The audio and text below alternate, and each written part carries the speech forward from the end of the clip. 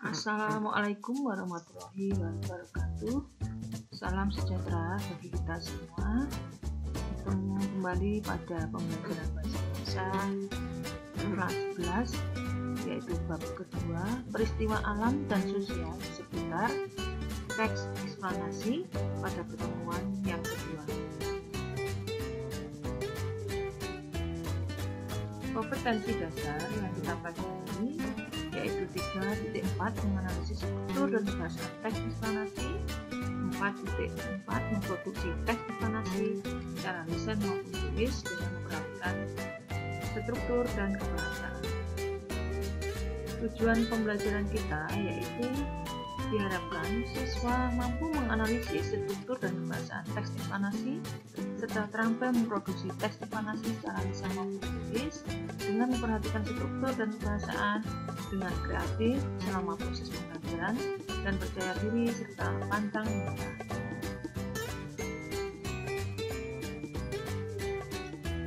Materi pembelajaran kita pada pertemuan ini yaitu menganalisis struktur dan kebahasaan teks eksplanasi, memproduksi teks eksplanasi. Silahkan kalian simak video berikut ini. Pemirsa, lebih dari 1.400 rumah hilang akibat banjir bandang dan tanah longsor di Kabupaten Lebak, Banten. Sejumlah desa terisolasi dan infrastruktur di sana rusak berat, sehingga untuk sementara bantuan hanya bisa disalurkan melalui udara.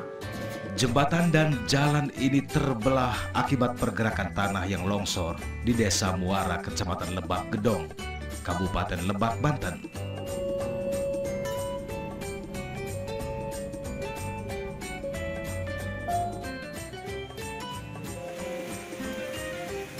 Bencana itu terjadi pada 1 Januari lalu. Banjir bandang dan longsor di wilayah ini juga mengakibatkan lebih dari 1.400 rumah hilang karena tertimbun tanah atau tergerus air bah yang datang seketika. Musibah yang terjadi juga menyebabkan 28 jembatan rusak atau terputus. Akibatnya sejumlah desa terisolasi. Kerusakan infrastruktur ini juga menjadi salah satu kendala penyaluran bantuan kepada warga. Karena sulit mendapatkan kebutuhan pokok, sebagian warga memutuskan mengungsi ke tempat yang lebih aman. Mereka berjalan kaki puluhan kilometer, kemudian menyeberangi sungai dengan perahu karet hingga mencapai titik aman. Sementara itu, tim SAR gabungan terus menyisir pinggiran Sungai Ciberang. Mereka berupaya mencari warga yang dinyatakan hilang. Terima kasih. Sebagian tim penyelamat mulai mengirimkan bahan makanan bagi para korban. Hingga hari Minggu kemarin, penyaluran bantuan hanya bisa melalui udara. Untuk hari kelima, kami dari pihak kepolisian berusaha untuk menjangkau daerah-daerah yang terisolir, terutama di daerah atas, yang akses jalannya itu tertutup oleh longsor. Oleh karena itu dari pihak kepolisian, satu-satunya jalan itu sampai saat ini bisa dilalui dengan transportasi udara, melalui udara. Oleh karena itu sampai hari ini kami menyalurkan bantuan berupa bahan makanan atau bahan-bahan pokok, terutama mie instan, beras, dan lain-lain sebagainya. Karena sampai saat ini informasinya yang paling dibutuhkan oleh penduduk yang masih terisolir yaitu bahan-bahan pokok.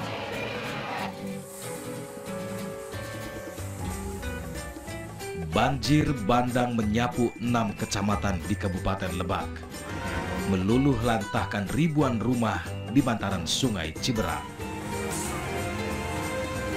Dari Kabupaten Lebak, Banten, Siti Ma'rufah, TV One mengabarkan.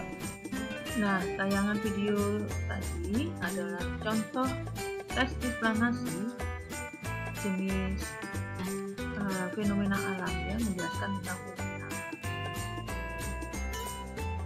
Pemirsa, lebih dari Berikutnya yaitu menganalisis struktur dan kebahasaan teks eksplanasi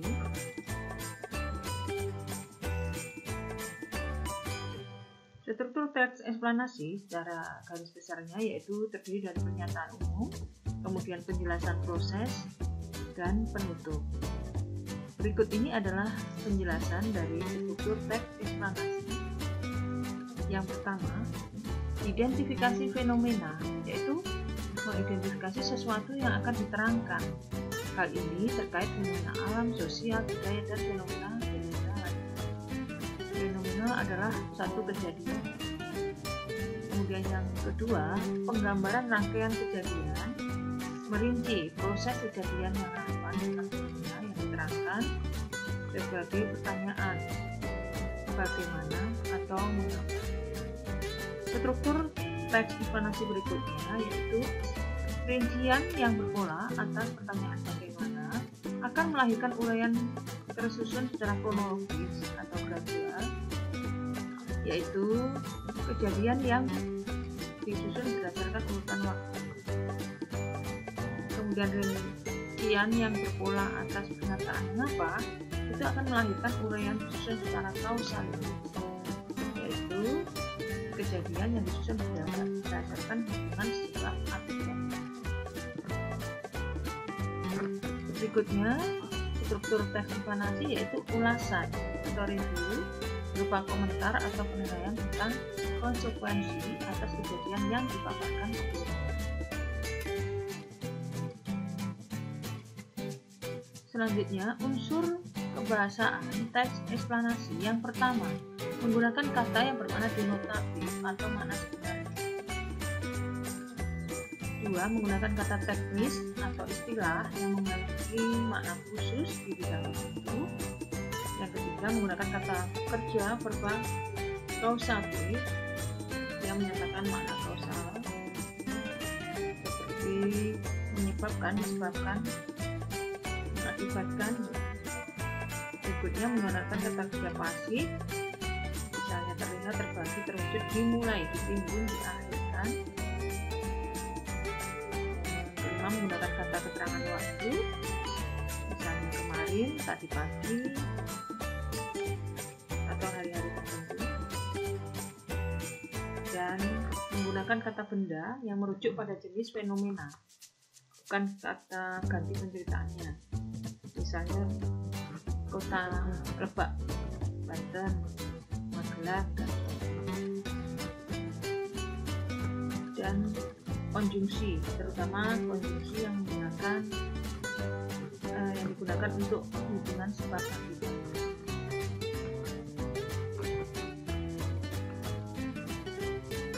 Iya, berikut ini memproduksi teks eksplanasi.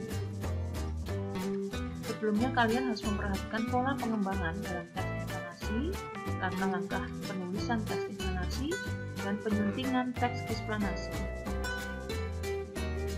Pola pengembangan teks eksplanasi dibagi menjadi ada dua pola, yaitu pola pengembangan sebab akibat dan pola pengembangan proses. Berikut ini contoh kutipan teks eksplanasi dengan pola pengembangan sebab akibat. Gempa bumi melanda wilayah bagian selatan daerah istimewa Yogyakarta Sabtu 27 Mei 2006 pukul 5:54 menit WIB. Kekuatan gempa bumi tercatat 6,2 skala Richter pada kedalaman 17,1 km.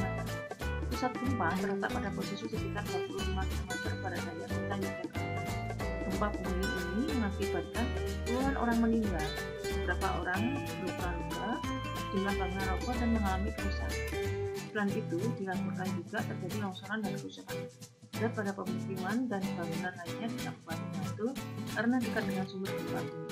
Jadi, pada teks yang menggunakan pola pengembangan sebab akibat diawali dengan penyebab dari suatu kejadian sehingga mengakibatkan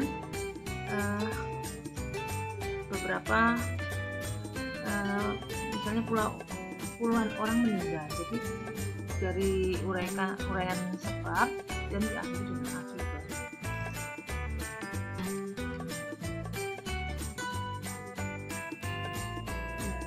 Berikut ini contoh kutipan teks eksplanasi dengan pola pengembangan proses.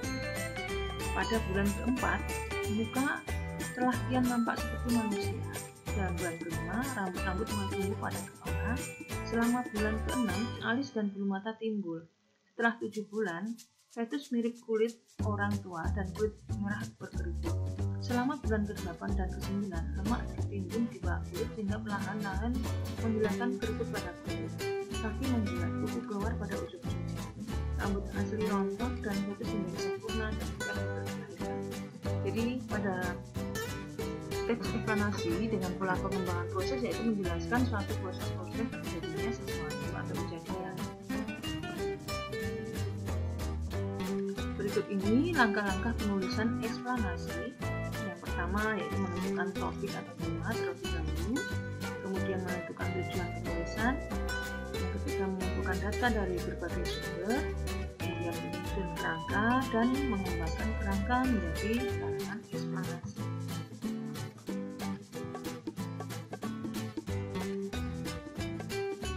Ya, sedangkan langkah-langkah menyuntik itu memperbaiki suatu kesalahan pada teks, ya, yaitu 1. Membaca kalimat demi kalimat secara teliti, 2. Membenarkan kesalahan yang terjadi pada penulisan teks, 3. Memeriksa keterpaduan paragraf untuk menemukan kesalahan, dan 4. Memperbaiki keruntutan paragraf yang tidak tepat dengan melakukan cara membuang kalimat tidak padu, menempatkan paragraf pada tempat tepat, menambah paragraf non penting. Kesimpulan dari pembelajaran kita kali ini yaitu struktur teks eksplanasi terdiri dari pernyataan umum, penjelasan proses, dan penutup. Sedangkan unsur-unsur kebahasaan teks eksplanasi meliputi adanya makna kata denotatif, penggunaan istilah, verba, dan formulasi.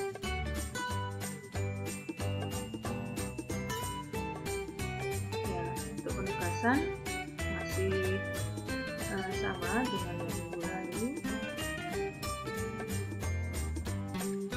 membuat teks eksplanasi yang menjelaskan tentang satu fenomena baik fenomena alam, sosial maupun budaya dalam bentuk file PPT atau PowerPoint atau bentuk file video secara individu atau berkelompok maksimal 3 anak dengan memperhatikan struktur dan kebahasaan teks eksplanasi.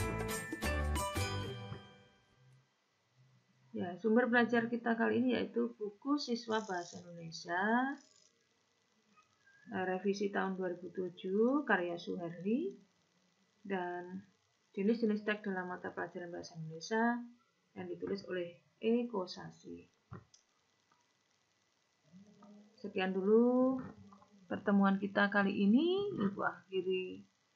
Wassalamualaikum warahmatullahi wabarakatuh.